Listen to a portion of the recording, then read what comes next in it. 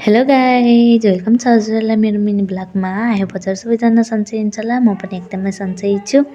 आज चाहिँ मम्मीले मोमो बनाइराख्नु भएको थियो, किनभने धेरै वर्षपछि मम्मीको हातदेखि मोमो खान पाइने भयो। मम्मीले चाहिँ सबै कुरा रेडी पारिसक्नु भएको थियो, मासुको किमा पनि हालेर रेडी गरिसक्नु भएको थियो। अनि उहाँ चाहिँ कस्तो मजाले बनाइराख्नु भएको थियो कि मैले चाहिँ वहाँ पारि हेरिराखेको थिएँ, किनभने मैले कहिले बनाएको छैन नि त।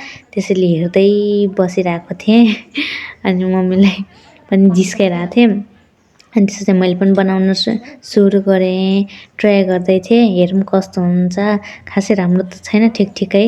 त्यसपछि बन्यो, हाम्रो मोमो रेडी भयो। सबैजना बसेर चाहिँ मोमो खायौँ। अनि त्यसपछि मम्मीलाई चाहिँ मैले सुरुमा खुवाइदिएँ, मम्मीले पनि मिठो छ भन्नुभयो। त्यसपछि मैले खान लागेँ अनि मलाई पनि एकदमै धेरै मिठो लाग्यो। हजुरहरू पनि यस्तै घरमा बनाएर बसेर मोमो बनाएर खानु होला। अनि त्यसपछि मैले कोक खाएँ। Thank you for watching video. Like, comment, share, subscribe guys.